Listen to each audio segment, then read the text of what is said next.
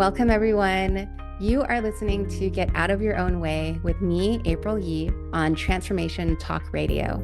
Get out of your way and get what you want through transformative self-care. I'm here to support you in getting out of your own way. So what does getting in your own way look like? Well, how about letting other people define your value and worth, ignoring your body by not taking care of yourself, and people-pleasing? These are just a few ways I've gotten in my own way.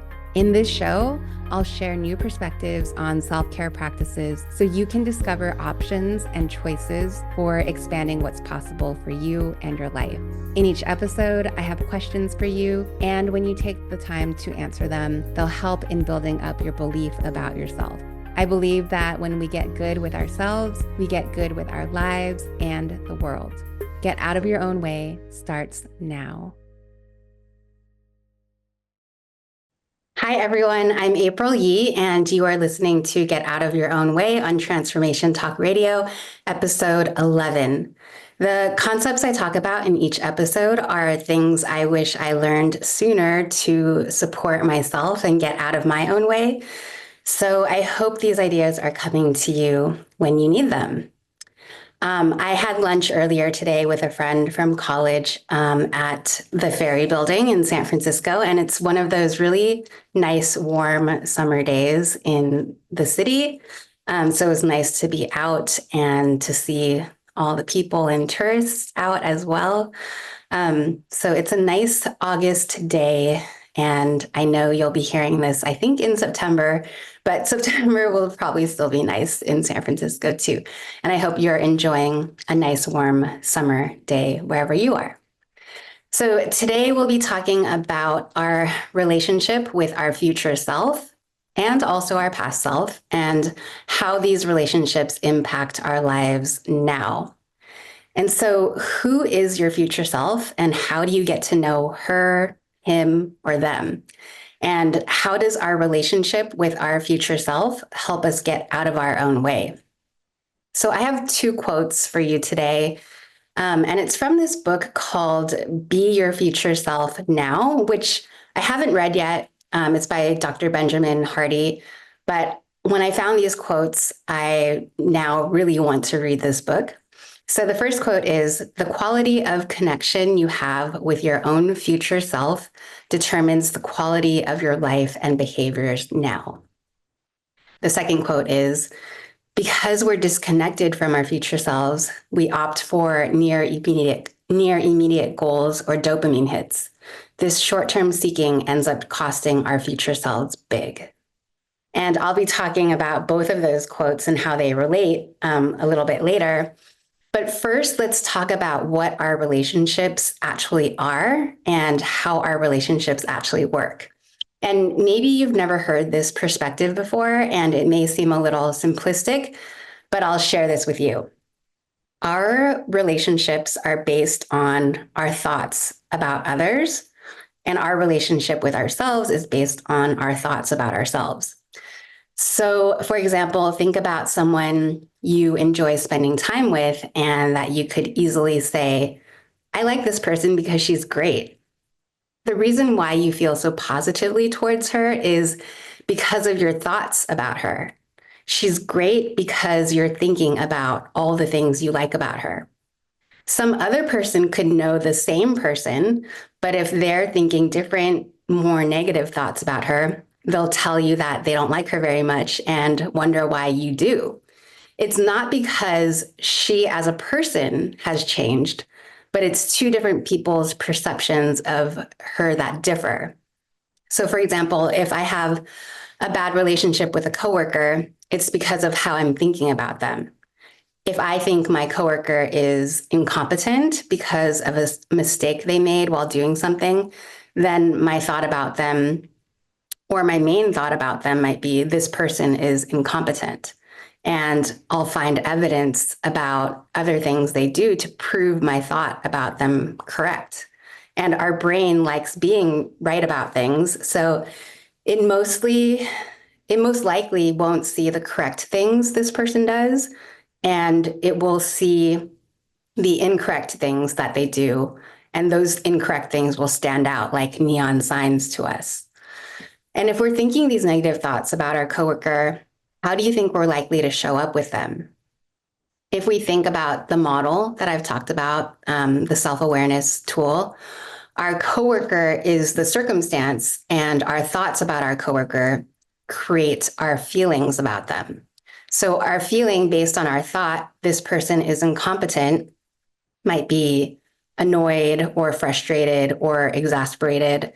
And when we feel any of those feelings, we likely show up with impatience, we might be condescending towards them, or we might let our frustration or annoyance show. And the result of those actions is that we are not competent in our relationship with our coworker. We create a strained and tense relationship between us. And because my coworker will likely sense my condescension or annoyance and respond towards me accordingly, because they're thinking some type of thoughts about me now when I act condescending or annoyed towards them. So, do you see how that works? It's all because of my thought, this person is incompetent, and my brain only finding evidence of that person's incompetence. And it affects my relationship with that person because it affects how I choose to show up with them. And if you think about a time when someone has acted condescending or annoyed towards you because of whatever thoughts they're thinking about you, how does that make you want to show up and act towards them? So that would be how my coworker is acting and showing up with me when I act condescending or annoyed towards them. So, how might I change my relationship with this coworker of mine? I would need to think different and better thoughts about them to start. And my other coworker might have different thoughts about this coworker and have a totally different relationship with them. So again, it's not the coworker who I think is incompetent, who's actually incompetent. It's just my thought about them. Because if another coworker has a different experience with them, it's because they're thinking other thoughts about this coworker, maybe not about their competence, but about how cooperative they are or something like that. So again, it's the thoughts about the person that differ, not that the person is a totally different person with me than with my other coworkers. So that's all to illustrate how our relationships with others come from our thoughts about them. And so that means our relationship with ourselves comes from our thoughts about ourselves. So coming back to the questions, who is your future self and how do you get to know her, him, or them? And how does our relationship with our future self help us get out of our own way? If we have any goal, be it a short-term or long-term goal, our future self is the version of us who will achieve that goal. So if we have a goal to lose 20 pounds, our future self is the version we will be when we have lost 20 pounds, and if we're successful in that goal. And if we have a goal to not eat ice cream for dessert tonight, like maybe we have every night before this week, our future self tonight is the version of us who will not eat that ice cream, if that is our goal, to not eat that ice cream. If we have a goal to save $5,000 by the end of the year, our future self is the version of us who will have saved $5,000 by the end of the year. And if we have a goal to run a marathon, our future self is the version of us who will have run that marathon. And so we need to do things in the present in order to take care of our future self. So we can also receive wisdom from our future self by asking them for advice. So that version of us who already has what we want to achieve, what does she have to tell you on your way to where she is? And remember, that future you is you. However, we can get in the way of our future self by engaging in instant gratification. And this goes back to the quote I mentioned earlier. And so we may think we're taking care of our present self with instant gratification, but are we really? When we have a long-term goal, we're usually delaying gratification until a future point in time. And delaying gratification usually isn't fun. It's usually uncomfortable in the present moment. But when we delay gratification, we are actually taking care of our future self. So, in our previous examples, if we have a goal to lose 20 pounds, we're delaying the instant gratification of having second helpings, of eating a cookie or two, or having ice cream, or not going to the gym. We're foregoing these things in order to achieve a long-term goal.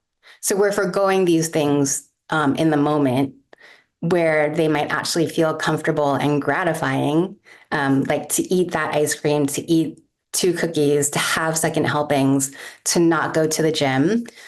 These things might feel comfortable in the moment where we choose to do them, but they get in the way of us moving towards our long-term goal.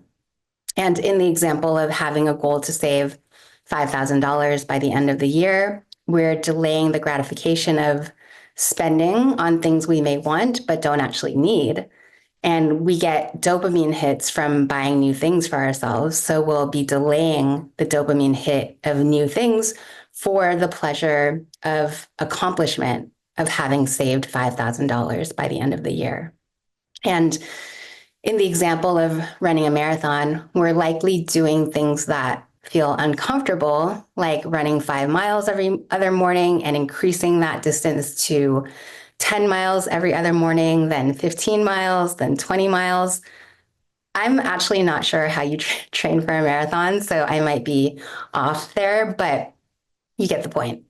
And not to mention the likely hood of waking up a lot earlier to run these distances. That's uncomfortable too. And we're delaying the instant gratification of sleeping in, of not having to move our bodies for miles at a time, for comfort over discomfort, so that we can achieve the long-term goal of having run a marathon. So by delaying instant gratification in these ways, we're taking care of our future self. And it can be seen in a slightly different way too, maybe in a shorter term way. So let's say I have dishes to wash after I eat dinner. If I don't do those dishes tonight, I'll have to do them at some point later, maybe tomorrow morning, and if not then, later tomorrow, maybe even after having had another dinner with more dishes to wash afterwards. So, do I want my tomorrow after dinner future self to wash all those dishes then? Or do I want my tomorrow morning future self to wash dishes? Or do I want my present self tonight to wash dishes in order to take care of my future self tomorrow, who won't have to do tonight's dishes? And so, do you see what I'm saying? I'm always now thinking about my future self and how I want to take care of her. So, do I want to rush around packing the day that I'm leaving for a flight or leaving for a trip?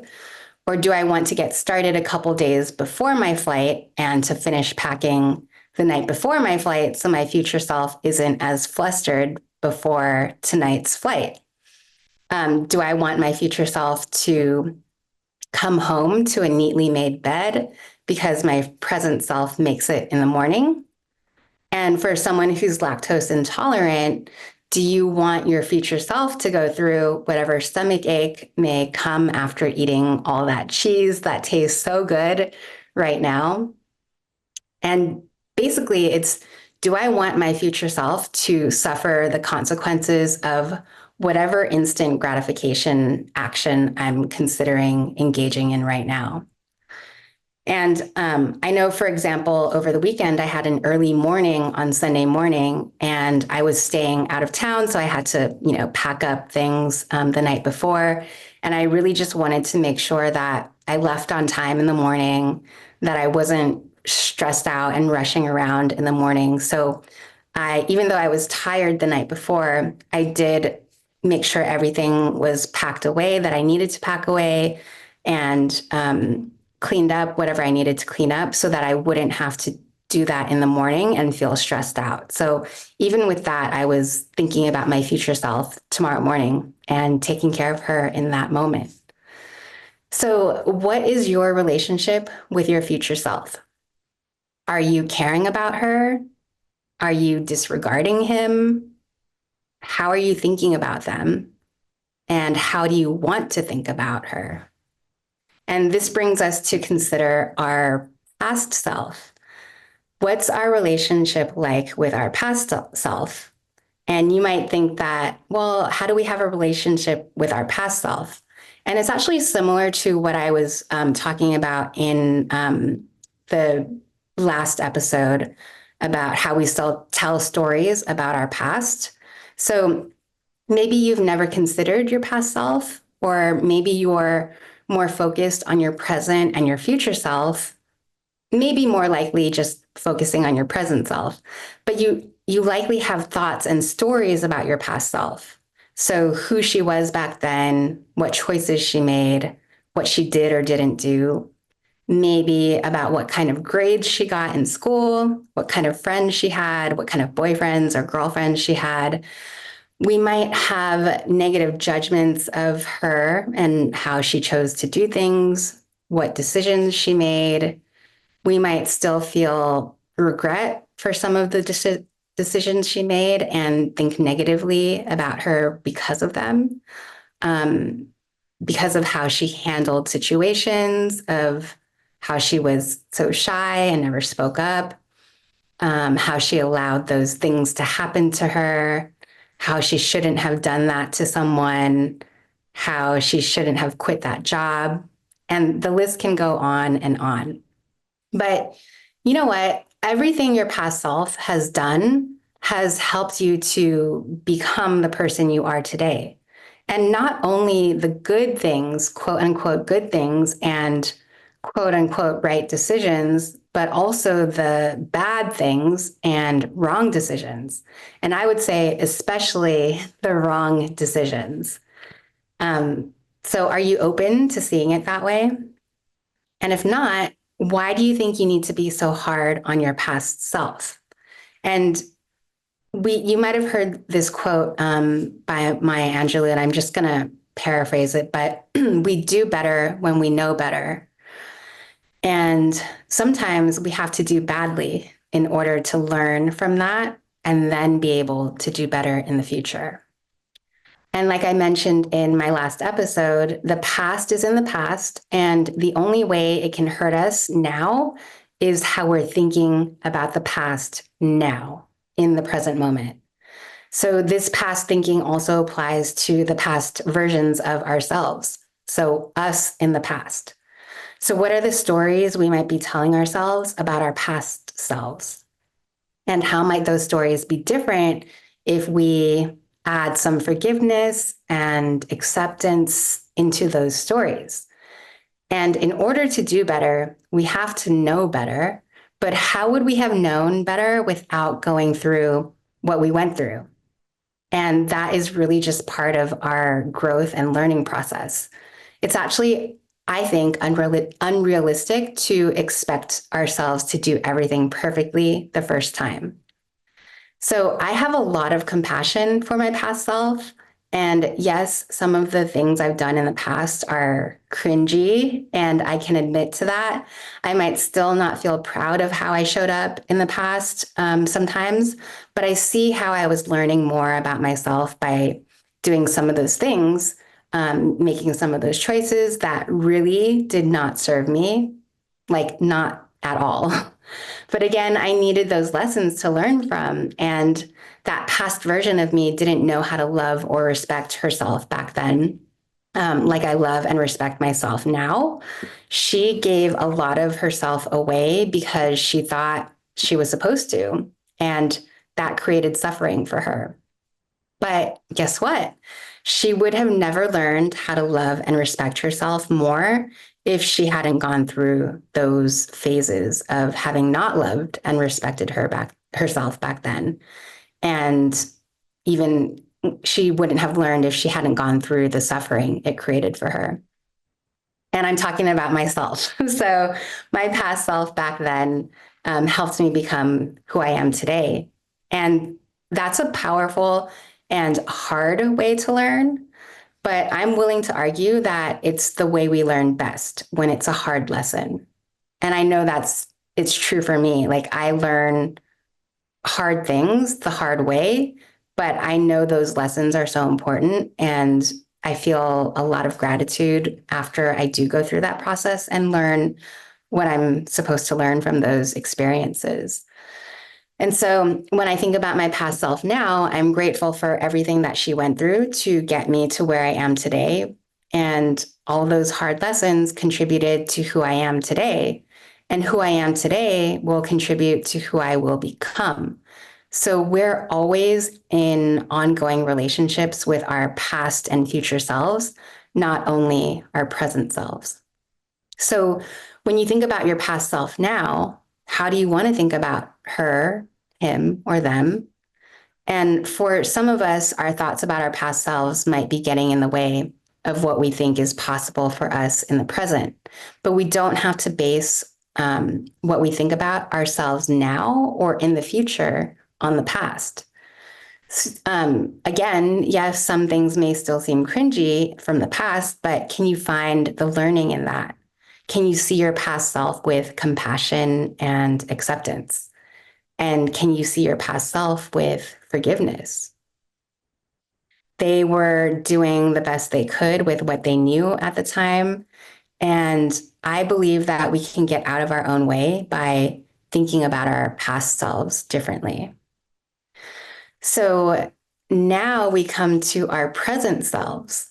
How do you think about yourself today? What's your relationship like with your present self?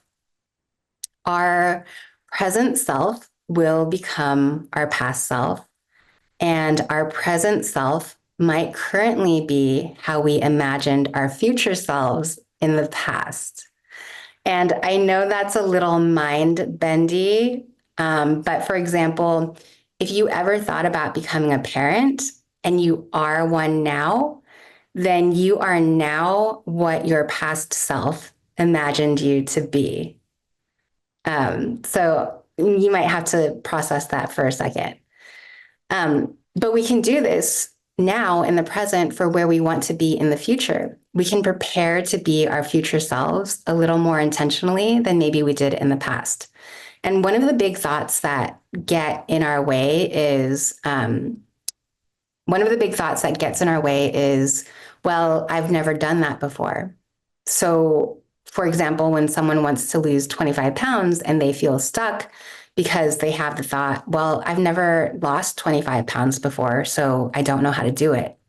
And the same could go for someone who wants to create $200,000 in income who's never done it before. They might think, well, I've never created $200,000 in income, so I don't know how to do it. But you won't know how to do it until you do it and learn how in the process. So most of us never did 12th grade before we did 12th grade, but we figured it out and we likely graduated from high school. And it's also how we learned to walk as babies. It's how we learned to drive as teenagers. We'd never done it before, but it was important to us and we kept practicing until we could do it and do it well, even. So, what do you want to believe about your present self in order to reach towards where your future self is? And by learning to have compassion for our past self, we become more practiced at having compassion for our present self. And by taking care of our future self, by delaying gratification, we become more practiced in taking care of our present self. And that can be by asking what we need in the moment, when we're feeling a certain way, what we might want when we're feeling indecisive, and just really learning how to trust ourselves in that process. And by thinking about our future self who has what we want, we can receive wisdom from that future self. So, what would your future self who has accomplished a goal you want to achieve, what would that future self tell you? And we can do this by imagining our future self having accomplished the goal that we want to achieve. So, what does that future self have to tell you about where you are right now? And what advice does she have for you? What encouraging words does he have to share? What reminders do they want to give to you? And are you open to receiving this from them? Our relationship with our past, present, and future self are all integrated, and it matters to how we will move forward in our lives with intention, with a vision, with energized motivation, all the while taking care of ourselves along the way. And this is how we reach our goals in alignment with ourselves, not by punishing ourselves along the way or beating ourselves up, but by lovingly taking care of ourselves along the way to our goals. And as we cultivate our relationship with our past and future selves, we will likely see our present selves differently too, because our present selves will become our past selves, and our present selves are also our future selves that we imagined in the past. So, how do you want to think about your past self? What do you want to be grateful to your past self for having done? How do you want to think about and treat your future self? And what wisdom would you like to receive from your future self who has what you want already? And how does your present self play a role in all of it? And I'd love to hear what you come up with and what you create for yourself by considering this. So my message to you today is that we can get out of our own way by strengthening our relationship with our past and our future selves, because our relationship with those versions of ourselves impact our relationship with our present self. And we can have forgiveness, acceptance, and compassion for our past and present selves. And we can take care of our future selves today and look to the future and look to our future selves for wisdom for today. Our past does not have to dictate our future, and our future selves will prove that to us if we let them. I'm so glad you joined me for this episode of Get Out of Your Own Way. To go even deeper, join me for Self-Care Sundays, monthly drop-in sessions, and to find out more, you can go to thehealingmodalities.com. You can also sign up for my weekly Self-Care Seeds newsletter there. Join me again for Get Out of Your Own Way every other Thursday at 6:30 p.m. Eastern, 5:30 p.m. Central, and 3:30 p.m. Pacific time. Next time on Get Out of Your Own Way, I'll be talking about our manuals for ourselves and for other people. So, what are manuals? They're basically instruction books for how we think we should be and how others should be. And without knowing it, our manuals cause problems in our relationships because while we have these manuals, we usually don't tell the other people what's in them, but we expect them to follow them anyway. And similarly with ourselves, we're not entirely aware that we might have manuals for ourselves either. And these unquestioned manuals can cause us to feel like we're not doing enough or like we're not measuring up, but compared to who or what? And so what might happen if we're able to recognize these manuals and drop these manuals for ourselves and others? Until next time, have a great week, and I'll see you soon.